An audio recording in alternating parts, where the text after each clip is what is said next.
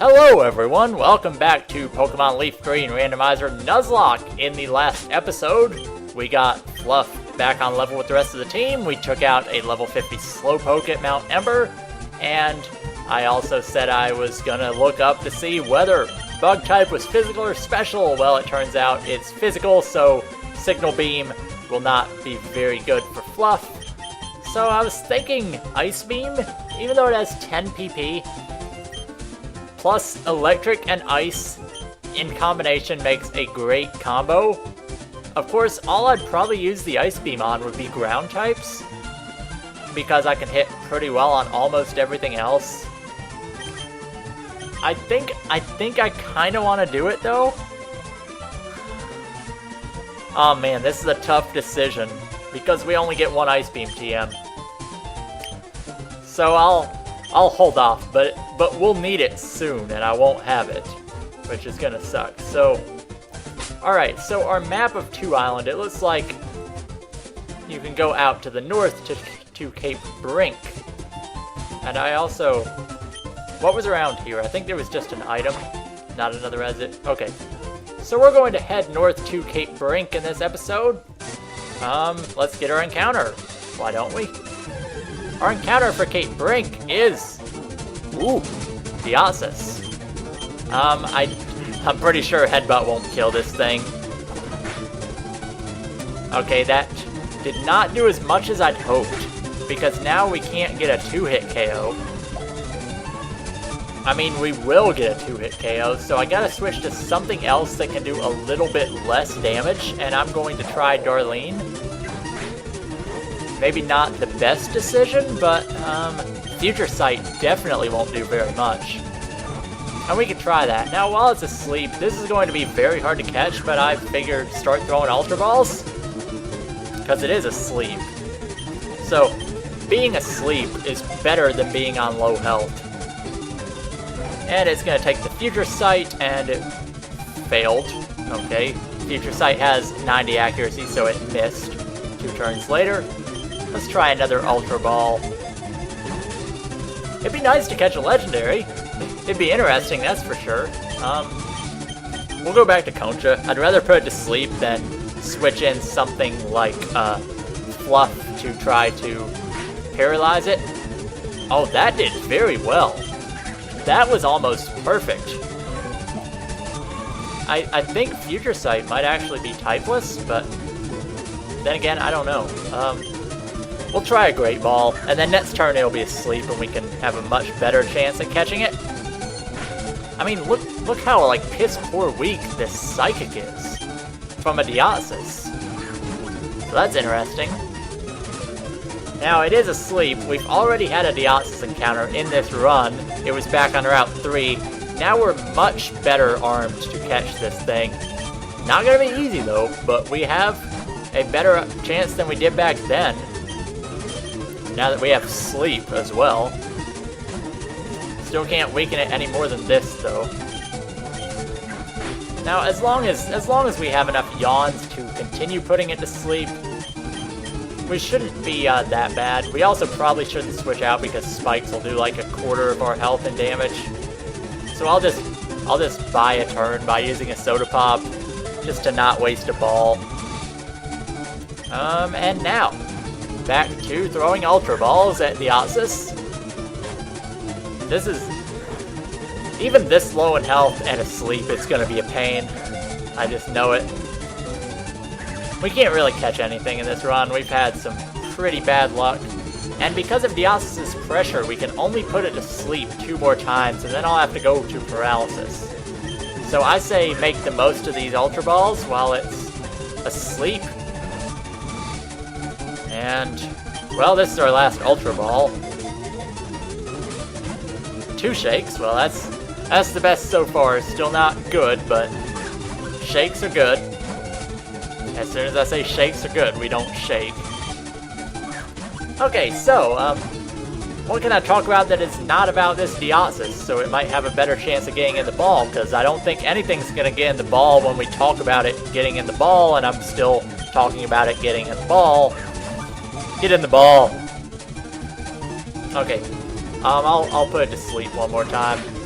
Dialysis, in terms of a Pokemon, when it's in Leaf Green, it will default into its defense form after capturing it. When you catch it, regardless, it's in its normal form. So it's going to be in its normal form when we catch it, but as soon as we use it in our party, or as soon as it gets sent to our PC, it's going to transform into the defense form, and we can't change its form after that, I don't think. The meteorites were introduced in Gen 4 games, and we'll go to Fluff and try to paralyze it, but I'm still worried of a Psychic, especially with the spikes. Okay, not too bad. We'll go to Thunder Wave, and then we'll switch back to Concha. So, defense form, well, it's definitely tanky. Of course, being a Deoxys, it's got crazy stats already, but defense form Deoxys is just a beast defensively, as you probably figured.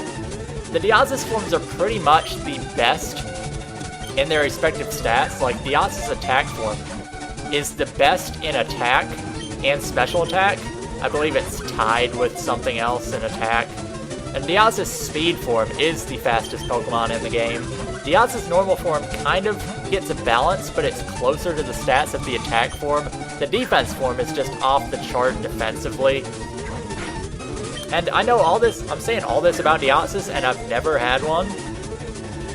It was one of the Pokemon that when I completed my Pokedex in Diamond, a friend just had to, like, he'd hacked one or something, and he traded it to me and traded back just for the Pokedex, because what was the only way to get a Deoxys? There was the event for Fire Red and Leaf Green, and I think that was the first one, and I never had Fire Red and Leaf Green.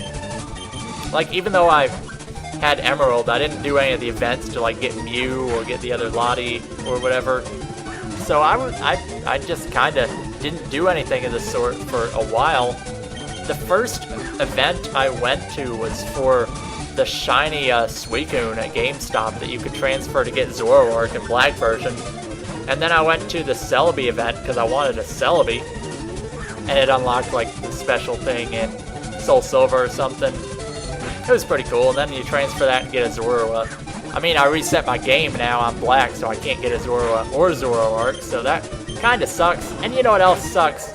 All my talking didn't do a thing. We failed at getting Deoxys, so tough luck. Alright, at Cape Brink, we have to have a fully evolved dragon type that is very friendly with us, or a fully evolved starter that's very friendly with us. Well, I think it's gonna be the Draco Meteor tutor. But then again, it's not Draco Meteor.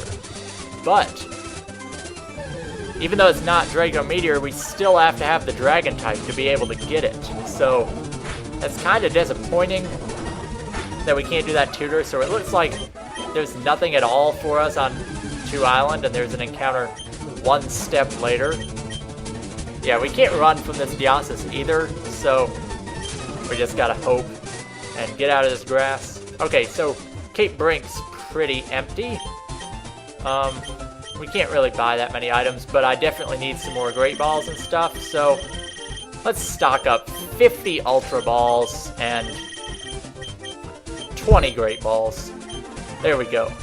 Now this house here, the game corner, is now the, like, the berry jumping minigame, and the Dodrio. Okay, it's Pokemon Jump. It's like a jump rope game for small Pokemon. And then you have the Dodrio berry picking. I've never played either of them, and for good reason, because you needed a wireless adapter to do it, so didn't work out too well. I never had the wireless adapter. And 3 Island is the next place we're going to head, and this will probably be the final episode of the Sevi Islands until post-game because, well, let's face it, we've finished up 1 island, there's nothing to do on 2 Island, and we're here at 3 Isle Pass. 3 Isle Path, close enough. I have no idea what's in the end here. Let's see. This guy is prospecting for gold, so that makes me think there are nuggets in some of these rocks, or something of the sort, but it doesn't seem like it. We come out on the other side, on 3 Isle Port. where there seems to be just a small grassy area.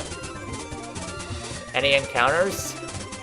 There should be. I don't see why there wouldn't be. But what is here, and what is the purpose of this area? Maybe there will be more purpose to it post-game, but we have a level 10 Skarmory. That is going to be a pain to catch because Skarmory is already a difficult capture. And I don't think we have anything that wouldn't kill it because it's level 10. So, you know what? Great Ball. Let's do this. If it shakes once, I will be surprised. I'm gonna throw like 3 balls at this Skarmory while it's asleep. Okay, I thought Skarmory was harder to catch than that. Might be just because of the level difference. And I've used this nickname before in Crystal, but I just like Winona, the 4-tree gym leader. Plus she did use a Skarmory, so pretty cool.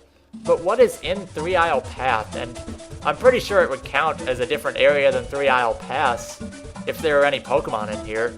If there are, it seems like they're really, like a really low encounter rate, so we're probably not gonna find anything. But what's the importance of this guy saying he's prospecting for gold and buying a house in Kanto?